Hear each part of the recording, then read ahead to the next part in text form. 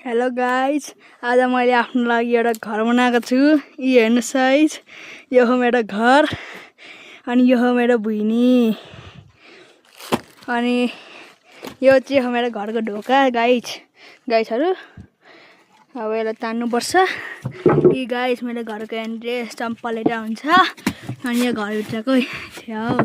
यो हाम्रो खाट हो, बिना सेफ्टीको बेसी छैन गाइजहरु। अनि यो त छ हाम्रो माटोहरु, ढुङ्गाहरु एकदम मजबुत छ गाइज। यतातिर माटो झरेर बोरा तासिदिएको छु गाइज। अनि यो चाहिँ हो हाम्रो चियाहरु राख्ने ठाउँ गाइज।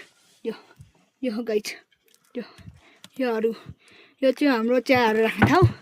अनि त्यो परको चाहिँ हो यो चाहिँ हो, यो काठ भएको चाहिँ हो हाम्रो सामान राख्ने ठाउँ। अनि हाम्रो घरको छतको बेस चाहिँ यस्तो पाराको छ, यस्तो खालको छ।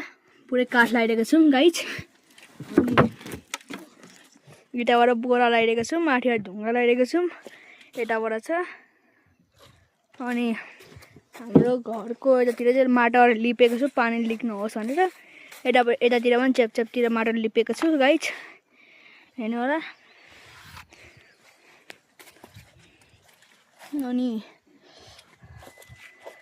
मेरो घरको यता मुनि चाहिँ बोराहरू राख्ने हो। त्यो यता चाहिँ बोराहरू राख्ने हो अनि यसको भित्र चप्पलहरू राख्ने हो गाइज। तपाईहरुले हाम्रो घर मन पर्यो भने एउटा लाइक ठोकिदिनु होला।